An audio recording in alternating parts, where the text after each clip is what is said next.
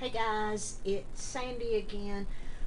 If you watched me on the Dixie Belle Paint page earlier this morning, I poured a 36-inch tabletop, and I promised to show you how I'm going to use gator hide to seal a poured tabletop that I had done earlier. So I'm going to readjust you. I'm doing this one by myself. I'm going to readjust you so you can see what we're doing, and also if you have any questions or issues with gator hide, post them here. I'm going to try to cover everything that I can. So hang on, let me readjust you so you can see this table. And nope, I'm going to move you back a little bit. All right, here we go. I know you're not seeing the whole thing, and I apologize, but it is what it is. Okay, so this is a tabletop that I poured a few weeks ago to add to our wedding rental inventory, and I just never got around to top coating it and attaching it to the table. So I'm going to top coat it here for you today, and I'm using gator hide. And I know that the first question is going to be, why are you not using resin? Well, I am not sure where this is going to be. It may be used inside, it may be used outside in the shade, or it may be used in the direct New Mexico hot sun.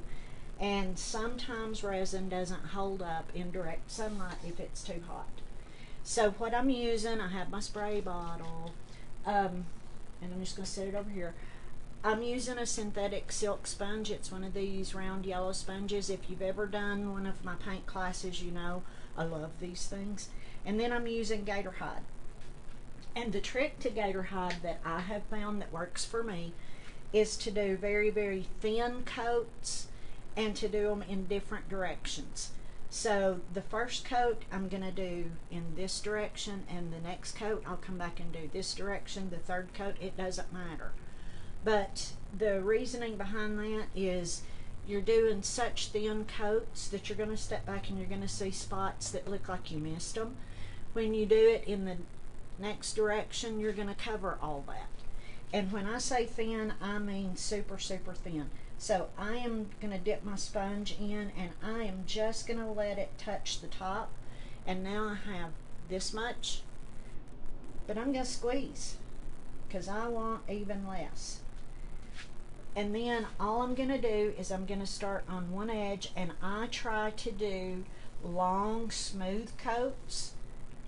This is also going to help you not have any brush strokes in your gator hide. And I'm going over the top. What I used to pour this with were some of the metallics, and so it just glides across the top super smooth. Now I've seen some posts on the boards recently about people saying that their gator hide, now I need to get the edges, made their piece bleed through. That's not exactly correct. What bleed through is when you basically scratch the surface. So if you sand, you're increasing your chances of bleed through. If there are any deep scratches on it, you're increasing your chance of bleed through. I'm going to raise you up for just a second so I can see you to talk to you. Anytime that you break the seal or you open up, I like to think of it as opening up the pores in the wood, then you have more of a chance for tannin bleed.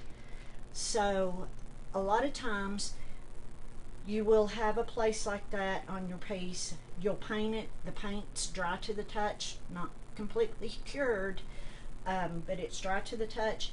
You'll go over it with your top coat, and that's when you will see the little yellow or red spots start to pop through. That's where the original finish has been disturbed or the pores have been opened. And when you put your top coat on, you've added just enough moisture on top of the moisture that you added with the paint to draw those tannins out. So it's not really the gator hide that's causing that. It's the extra added moisture to a surface that's open and ripe and ready to bleed. several things that you can do for that. You can go over the entire thing with Boss. You can spot treat with Boss and then repaint. Both of these you have to repaint. I'm going to try to spot treat first and stop it because I saw one post where the tabletop was fine but she got bleed through on the sides. That could be a difference in the wood.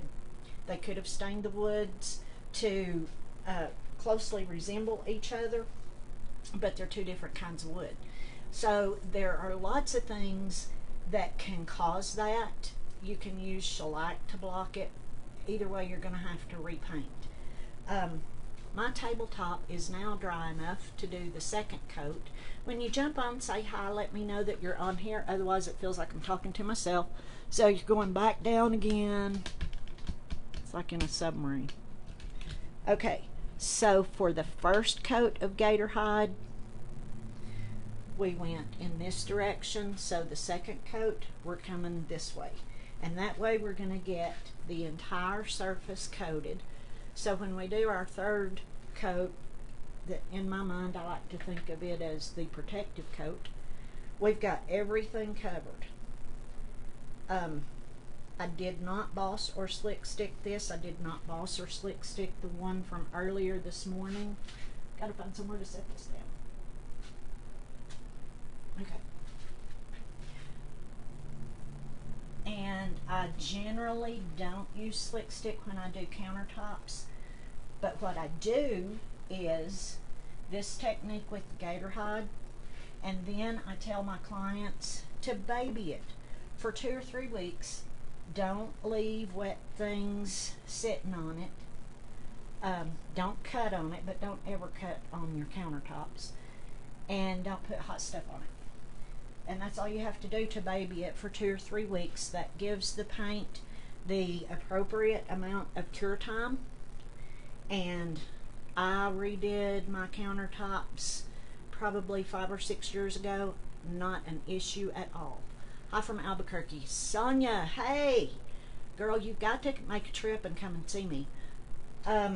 So I just wanted to show you what I have found to be the best way for me to apply gator hide. This is the technique that I use on anything that I'm going to use gator hide on. And see, my second coat's already dry, so we can do our third coat and we'll be ready to attach this puppy.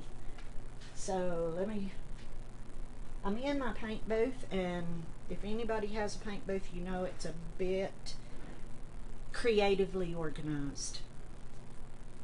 So again, I am wiping off on the edge, so I have that much, and that's still too much, so I'm going to squeeze. See how much is coming out? And that's all I want. That's how thin I want my coats. If you've taken any of my classes, you know this is one thing that I preach. I'm just going to go back this way this time. With gator hide is super, super, super thin coats.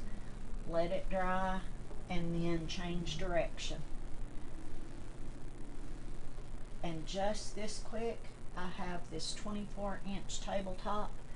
In about 5 minutes it will be ready to attach to the base, and we're finished.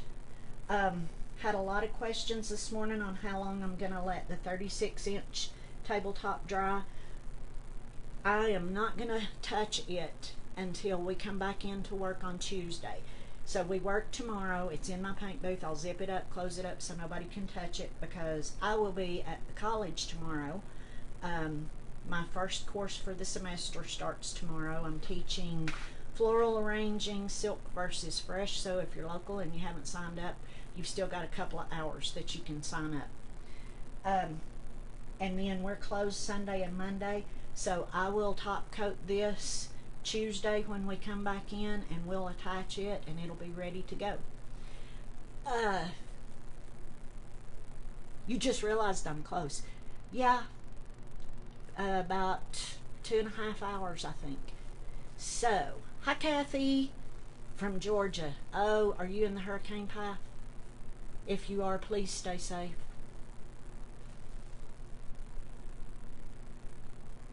Okay, antiquing. I'm assuming that you mean glaze or wax. Yes, if you're going to use glaze or wax, before you want to do that before you gator hide. If you're doing any wax, you want to let it set for at least 24 hours before you go over the top of it with gator hide. The glazes, just wait till they're dry to the touch. A lot of times I will paint something, let it dry to the touch, and then I'm going to top coat it so I can get it out to start curing. And I think that's all the questions that I have right now. Thanks for joining me on this. It's already, except for that one spot I just ran my hand over, it's already dry. It'll be ready to attach and put out on the floor in just a few minutes. So I will see you next Friday morning, same time, on the Dixie Belle Paint page. And you never know when you might see me pop up here on this page. See you later. Have a great weekend.